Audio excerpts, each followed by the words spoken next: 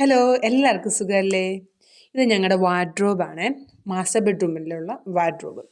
ഇത് വാർഡ്രോബിൽ ഞാൻ തുണികളെല്ലാം അടുക്കി വെച്ചിരുന്ന് കാണിച്ചു തരാമേ. കണ്ടോ?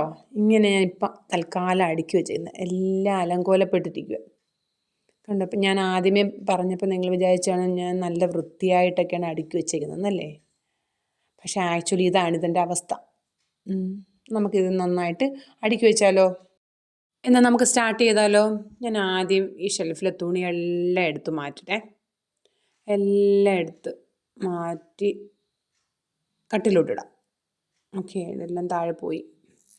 ഇനി അടുത്ത സാരി എല്ലാം എടുത്ത് മാറ്റാം. സാരി, സെറ്റ് സാരിയും എല്ലാം ഹാൻഡ് ബാഗും എടുത്ത് മാറ്റാം.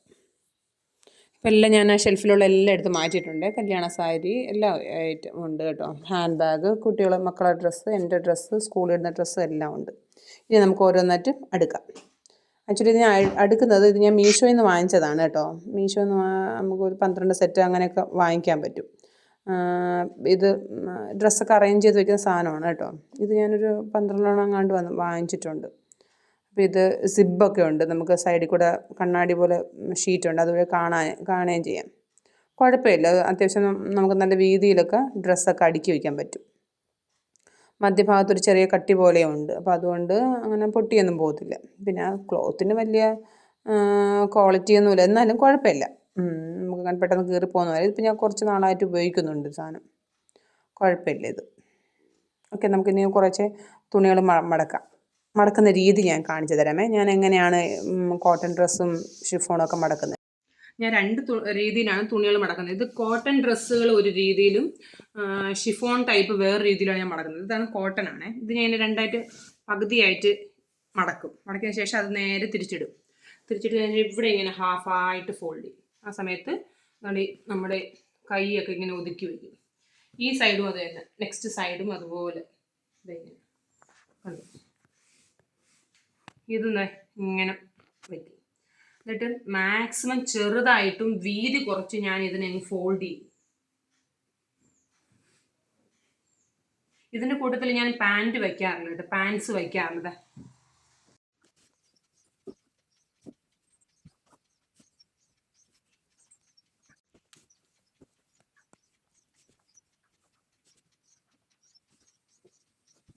ഇത് ഞാൻ പുറത്തിടുന്നതും അമ്പലത്തിലൊക്കെ ഇടുന്ന ഡ്രസ്സുകളാണ്. അപ്പോൾ ഇത് ഞാൻ അത്യാവശ്യം എല്ലാം മടക്കി വെച്ച് വെച്ചിട്ടുണ്ട്. ഇത് ഞാനിത് എങ്ങനെ ഈ ബാഗിലോട്ട് ആക്കുന്നതെന്ന് കാണിച്ചു തരാം.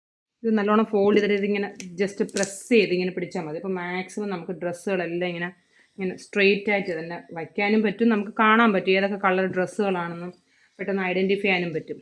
ഞാൻ ഈ ചുരിദാറിൻ്റെ കൂടെ ഒന്നും പാൻറ്റൊന്നും ഞാൻ വയ്ക്കാറില്ല. ഞാൻ ഈ ചുരിദാർ മാത്രമേ ഇങ്ങനെ ഫോൾഡ് ചെയ്ത് വയ്ക്കും. നമുക്കിങ്ങനെ ഡ്രസ്സ് ചെയ്യുമ്പോൾ എന്താണ് മാക്സിമം സ്പേസ് ഇനിയും കിട്ടും. അപ്പോൾ ഞാനിത് എല്ലാം ഒന്ന് കംപ്ലീറ്റ് ചെയ്ത് വയ്ക്കട്ടെ. അത്യാവശ്യം ഒരു 10-15 ഡ്രസ്സ് ഞാൻ ഇതിനകത്തോട്ട് മടക്കി വെച്ചിട്ടുണ്ട്. ഇനി ഞാനിത് അലമാരിലോട്ട് വയ്ക്കാൻ പോകണേ.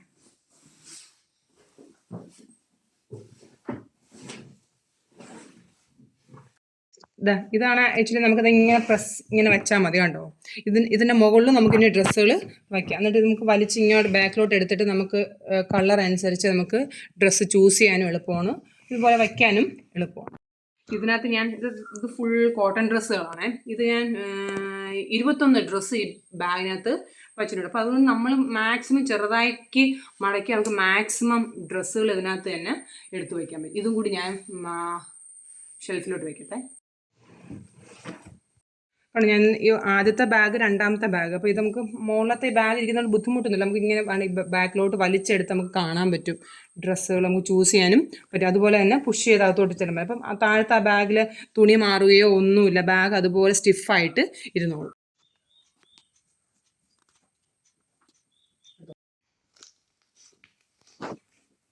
ഇതെൻ്റെ ലെഗിങ്സ് മാത്രമാണ്. ഇത് ഞാൻ ഇങ്ങനെ അടുക്കി എല്ലാ കളറും നമുക്കിങ്ങനെ നല്ല വൃത്തിയായിട്ട് ഇങ്ങനെ അടുക്കി വയ്ക്കാം. ഓക്കെ, ഇതെൻ്റെ ലെഗിങ്സ് ആണ്. ഇത് നമുക്ക് ആ ബാഗിൽ ഇങ്ങനെ ഫുള്ള് ആക്കി. ഇത് ഞാൻ വാർഡ്രോബിലോട്ട് മാറ്റട്ടെ. ഇതെൻ്റെ കോട്ടൺ പാൻസുകൾ മാത്രമാണ് കേട്ടോ. ലെഗിങ്സ് ഓൾറെഡി ഞാൻ അറേഞ്ച് ചെയ്ത് വെച്ചു. ഇതും കൊണ്ട് മാക്സിമം നല്ല വൃത്തിയായിട്ട് പതുക്കെ ചെറിയതായിട്ട് ഫോൾഡ് ചെയ്ത് നമുക്ക് മാക്സിമം പാൻറ്റുകളെല്ലാം പറ്റും. അത്യാവശ്യം എല്ലാ പാൻറ്റുകളും കോട്ടൺ പാൻറ്റുകളെല്ലാം ഇതിനകത്ത് ആയിട്ടുണ്ട്. പാൻസ് വെക്കുന്ന ഞാൻ ഈ താഴത്തെ ഡ്രോയറിലാണ്. ഇതിനകത്തോടെ ഞാൻ പാൻറ് മാറ്റാമേ.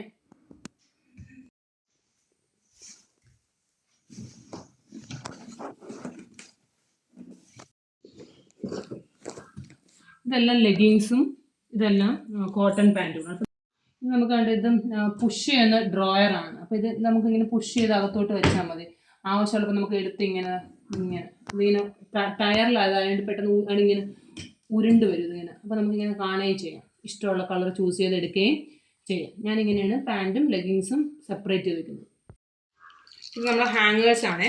ഈ ഹാങ്ങേഴ്സിലാണ് ഞാൻ ഷോളുകളെല്ലാം അടുക്കി ഇടുന്നത്. ഈ ഷിഫോൺ ടൈപ്പ് ഷോളുകളൊന്നും ഞാൻ മടക്കാറില്ല. ഞാൻ ഇങ്ങനെ ഹാങ്ങല്ല ഒരുപോലത്തെ ഏകദേശം മെറൂൺ കളറെല്ലാം അങ്ങനെ ഒരുപോലത്തെ അല്ല ഞാൻ ഇങ്ങനെ ഈ ഹാങ്ങറിലാക്കിയിട്ട് ഇങ്ങനെ ഹോൾഡ് ചെയ്ത് വയ്ക്കും. അടുത്ത ഒരു പർപ്പിൾ ഷെയ്ഡിലുള്ളതെല്ലാം അതുപോലെ.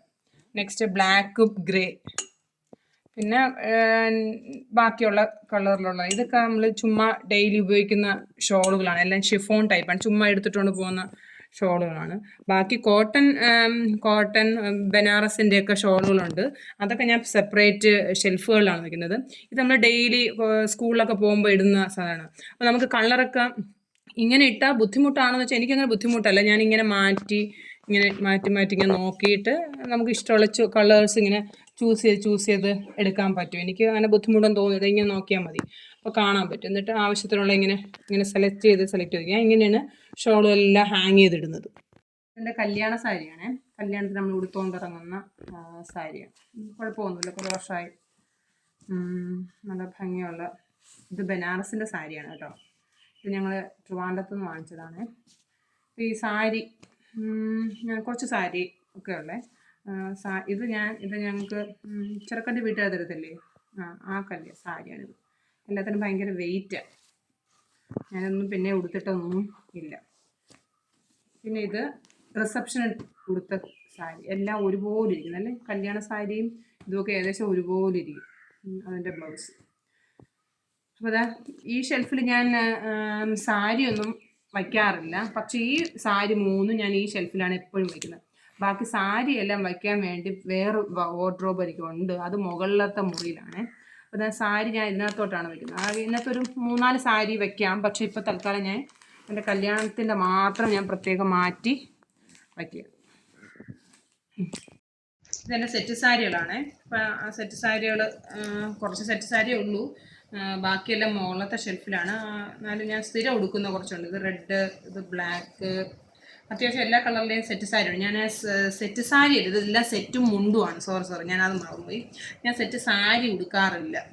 എല്ലാ ഷെയ്ഡും ഉണ്ട് അത്യാവശ്യം. പിങ്ക് ഒക്കെ ഉണ്ട്, അതൊക്കെ മുകളിലിരിക്കുക. ഇത് വേറെ ഷെയ്ഡാണ്, ഇത് വേറെ ഷെയ്ഡ് എല്ലാം ഉണ്ട്.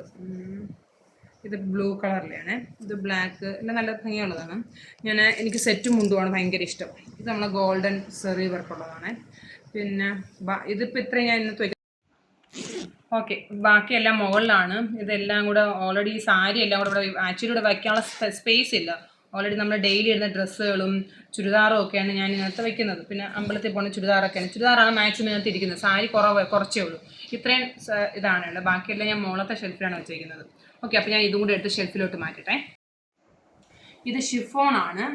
ഷിഫോൺ ഞാൻ വേറെ രീതിയിലാണ്. ഷിഫോൺ ഞാൻ ആ ബോക്സിലൊന്നും വയ്ക്കാറില്ല, കാരണം അത് അങ്ങനെ സ്ട്രെയിറ്റ് ആയിട്ട് ഇരിക്കാറില്ല. പക്ഷെ ഇത് ഞാൻ ഫോൾഡ് ചെയ്യുന്ന രീതിയും വേറെ ടൈപ്പിലാണ്. ആദ്യമേ ഇത് പഴയ പോലെ ഇങ്ങനെ ബാക്കിലോട്ട് ഹാഫായിട്ട് ഫോൾഡ് ചെയ്യണം. ഫോൾഡ് ചെയ്യുക. നമ്മുടെ ഈ ആംസിൻ്റെ ഇതൊക്കെ നല്ലോണം വൃത്തിയായിട്ട് ഇങ്ങനെ മടക്കി വയ്ക്കുക. ഈ ഓപ്പോസിറ്റ് സൈഡും അതുപോലെ കറക്റ്റായിട്ട് മടക്കി വയ്ക്കണം. ആംസ് എല്ലാം കറക്റ്റായിട്ട് ഫോൾഡ് ചെയ്ത് വയ്ക്കണം. അപ്പം ഞാൻ ഈ ഷിഫോൺ അങ്ങനെ ഇരിക്കാത്തത് കൊണ്ട് ഞാൻ വേറെ രീതിയിലാണ് മടക്കുന്നത്. ഇതിങ്ങനെ റൊട്ടേറ്റ് ചെയ്യും, നല്ല ഇതിലിങ്ങനെ സ്മോളായിട്ട് ഇങ്ങനെ റൊട്ടേറ്റ് ചെയ്യും. ഇങ്ങനെയാണ് ഞാൻ ഷിഫോൺ ഡ്രസ്സുകൾ അലമാരയിൽ വയ്ക്കുന്നത്. അപ്പോൾ ഇതാകുമ്പോൾ നല്ല ടൈറ്റ് ആയിട്ട് തോന്നും. പക്ഷേ ആ ബോക്സിൽ വെച്ച് കഴിഞ്ഞാൽ എപ്പോഴും അഴിഞ്ഞ് പോകും. ഈ മെത്തേഡ് ഒന്ന് ട്രൈ ചെയ്ത് നോക്കണേ.